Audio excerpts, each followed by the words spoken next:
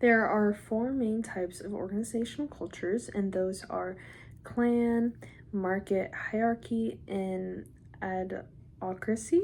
And so the first one being clan, this is an environment that's very family friendly, and so there's a lot of employee involvement, teamwork, mentoring, and just a very loyal atmosphere where you're going to stick together and be able to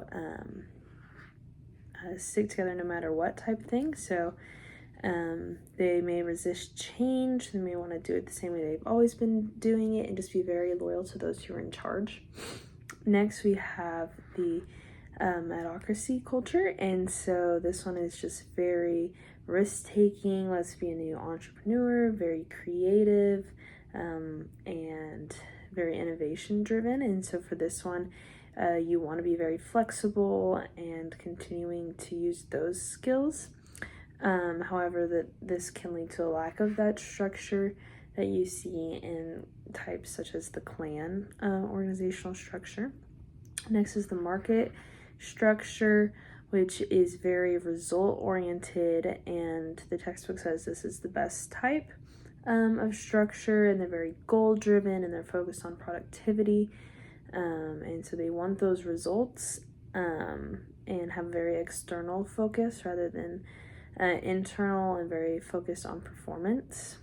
However, this can be a high pressure environment as you're trying to meet those standards. And then finally, you have the hierarchy culture.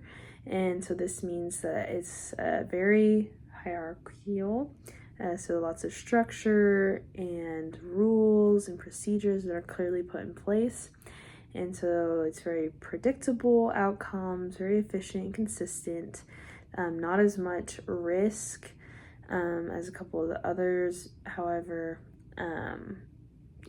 pretty much is what's going to happen because there's not a whole lot of risk. There's a lot of bureaucracy, meaning that there's less flexibility. However, so there's these main four types of organizational structures, which are all very different and have different pros and cons.